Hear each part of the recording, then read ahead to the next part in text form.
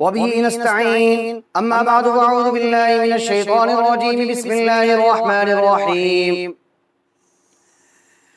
लन यनालल्लाह लुहूमुहा वला दिमाउहा वलाकिन यनालुहु तक़वा मिनकुम सदक़ल्लाहु मौलाना अज़ीम रब्बि इश्रह ली सदरी व यस्सिर ली अमरी वहलुल उक़दतम मिन लिसानी यफ़क़हू क़ौली।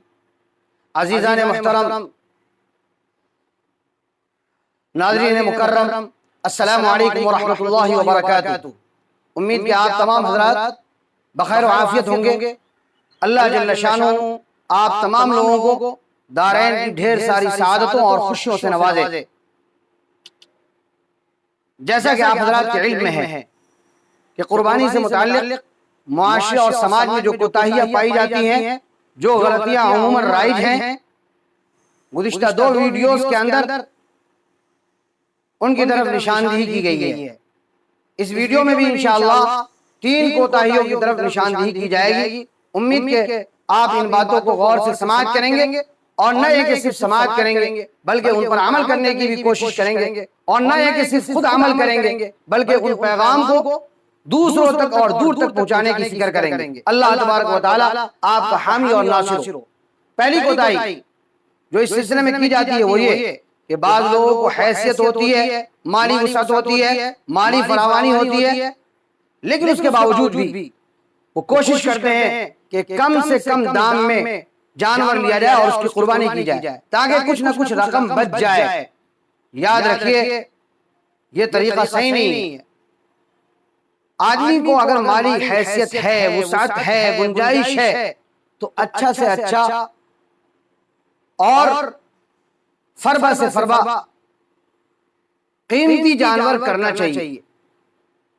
बाज़ लोग जो ये गलती करते हैं वो इसलिए करते हैं कि आमतौर पर उसकी 2 वजह होती हैं। या तो बुख्ल होता है, तो ये भी सही नहीं है। अल्लाह के रास्ते में खर्च करना है, अल्लाह का दिया हुआ माल है, फिर पैसे बचाने के लिए जैसा तैसा जानवर हम क्यों लें? जरा कीमती जानवर लें, फरबा जानवर लें। तो अल्लाह के रास्ते में खर्च करने के लिए, अल्लाह के रास्ते में खर्च करने के लिए बुख्ल नहीं करना चाहिए।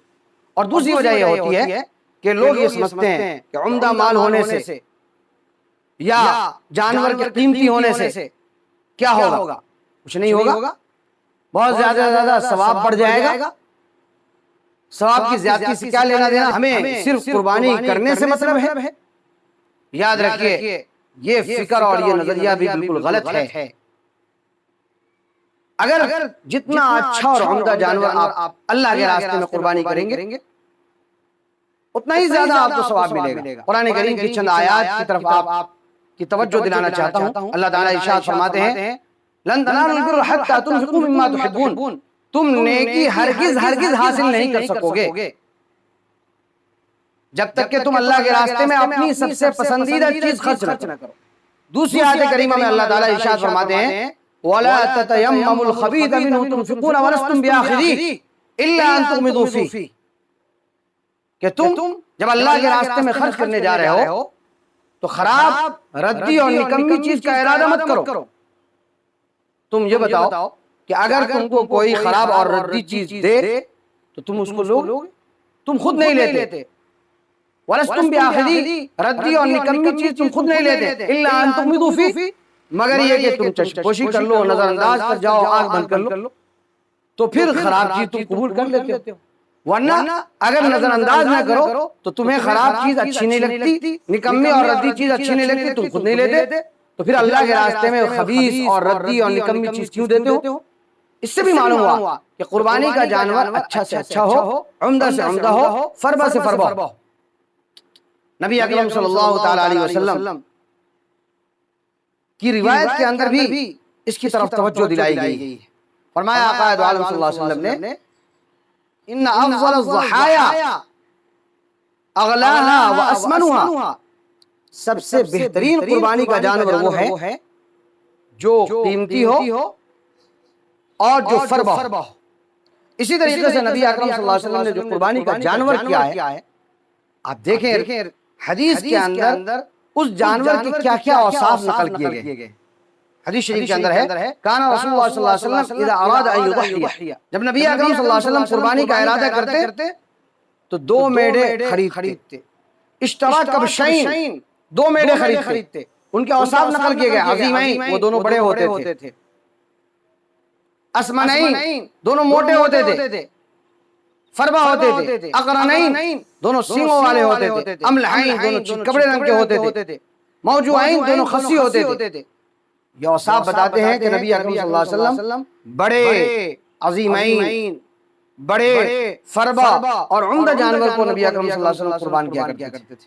इसलिए इस सिलसिले में अगर कोताही पाई जाती हो तो उसकी इस्लाह की जरूरत है।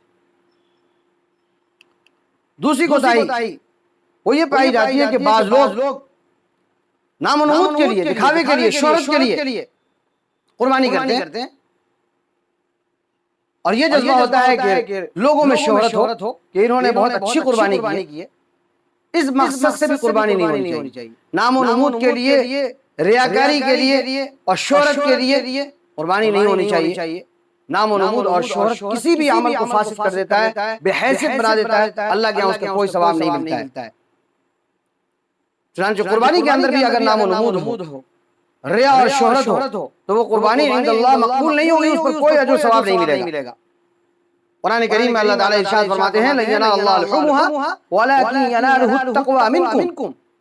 कुर्बानी के जानवर का न गोश्त और न ही उसका खून अल्लाह के दरबार में पहुंचता है, अल्लाह के दरबार में तुम्हारे दिल का जज्बा पहुंचता है कि तुम किस तक़वे से और परहेजगारी से अल्लाह की रजा के लिए और सवाब की उम्मीद से तुमने कुर्बानी की है, ये चीज पहुंचती है।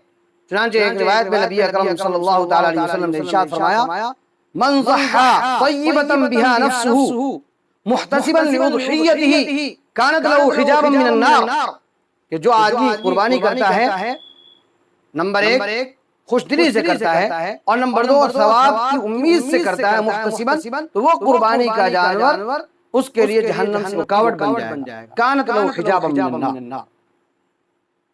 इसलिए हमें नामो-नमूद के लिए, रियाकारी के लिए, शोहरत के लिए कुर्बानी नहीं करनी चाहिए। ये 2 बातें हुई। तीसरी कोताही, बाज लोग कुर्बानी का जानवर खरीदते हैं और हराम आमदनी से खरीदते हैं। याद रखिए, अगर कुर्बानी के जानवर हराम आमदनी से खरीदा गया है, वो कुर्बानी इंदल्लाह मकबूल नहीं होगी, उस पर कोई अजर सवाब नहीं मिलेगा। नबी अकरम सल्लल्लाहु अलैहि वसल्लम ने इरशाद फरमाया, इन्नल्लाह तआला तय्यिबुन ला यक़बालु इल्ला तय्यिबा, अल्लाह पाक है, पाकी को कबूल करते हैं। लिहाजा कुर्बानी का जानवर पाक माल से खरीदा जाए तभी जाकर के उसके ऊपर सवाब मुरत्तब होगा और इंदल्लाह वो कुर्बानी मकबूल होगी। इसलिए इस सिलसिले में कोताही बिल्कुल नहीं होनी चाहिए। तीसरी कोताही वो ये है कि बाज लोग गोश्त खाने की नियत से और गोश्त हासिल करने की नियत से कुर्बानी करते हैं, ये भी नहीं होनी चाहिए। कुर्बानी में कुर्बत की नियत होनी चाहिए। कुर्बत में इबादत, चाहे वो अकीके की नियत हो, चाहे वो उज़हिया कुर्बानी की नियत हो, चाहे वलीमे की नियत हो। लिहाजा जो सिर्फ गोश्त हासिल करने के लिए, जैसे बेचना है दुकान पे, उसके लिए कुर्बानी कर रहा है, या खाना है उसके लिए कुर्बानी कर रहा है, तो ऐसी सूरत में कुर्बानी दुरुस्त नहीं होगी, याद रखिएगा। इसलिए कोई भी आदमी खाने की नियत से कुर्बानी न करे, गोश्त खाएंगे, कुर्बानी नहीं होगी। और याद रखिएगा, फुक़हा ने इससे बढ़कर लिखा है कि अगर बड़ा जानवर हो, उसमें कई लोग शरीक हो, अगर कोई एक फर्द भी गोश्त खाने की नियत करेगा, गोश्त हासिल करने की नियत करेगा, कुर्बानी की नियत नहीं करेगा, अल्लाह की रजा के लिए नियत नहीं करेगा और सवाब की नियत नहीं करेगा, तो याद रखिए किसी की भी कुर्बानी दुरुस्त नहीं होगी। अब रही बात ये कैसे मालूम होगा कि हमारे शुरका जो हैं उनकी नियतें क्या हैं, हमें कैसे मालूम होगा? हज़रात फुक़हा ने ये बात लिखी है कि हमें किसी मुसलमान के बारे में बदगुमान नहीं होना चाहिए। नहनु नहकुमु बिज़्ज़वाहिर, हम जाहिर पर फैसला करेंगे।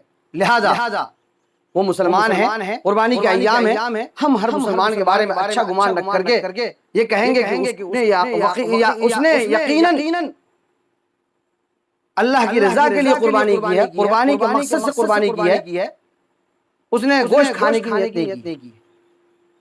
हाँ, अलबत्ता अगर कोई शरीक खुद अपनी तरफ से ये सराहत कर दे कि भाई मेरा मकसद गोश्त हासिल करना है, मेरा मकसद गोश्त खाना है, तो फिर यकीनन जाहिर पर फैसला करते हुए हम ये कहेंगे कि उसकी भी कुर्बानी दुरुस्त नहीं है, किसी की भी कुर्बानी दुरुस्त नहीं। लेकिन अगर शुरका में से किसी ने ये सराहत नहीं की है तो ज़ुन्नु बिल मुमिनीना खैरा, हम तमाम मोमिन के साथ अच्छा गुमान रखेंगे, ये समझेंगे कि कुर्बानी के अय्याम चल रहे हैं और ये मुसलमान हैं, इन्होंने कुर्बानी की नीयत ही से और अल्लाह की रजा के लिए ही और सवाब हासिल करने के लिए ही कुर्बानी की होगी। गोश्त खाना मकसद नहीं है, गोश्त तो अल्लाह की ज़ियाफत है, ज़िन्नन और तमाम तो गोश्त खाना ही है, अल्लाह की ज़ियाफत है। फ़इन्नहा अय्याम मशहूर, ये खाने पीने के दिन है, अल्लाह ताला मेज़बानी करते हैं, अल्लाह ताला ज़ियाफत फरमाते हैं, हम खाते हैं। बहरहाल ये इस सिलसिले की तफसीलात हैं जो आपके सामने आई हैं। ये 3 कोताहियों की निशानदेही मैंने कर दी है। उम्मीद कि आपको ये बातें समझ में आ गई होंगी। अल्लाह तबारक व तआला इन बातों पर हमें भी और आपको भी अमल करने की तौफीक अता फरमाए। अगर ये बातें आपको अच्छी लगी हों तो आप यकीनन जरूर इस पैगाम को दूसरों तक भी पहुंचाएं। इंशाअल्लाह अल्लाह ताला आपको बेहतरीन अजर व सवाब से नवाजेंगे।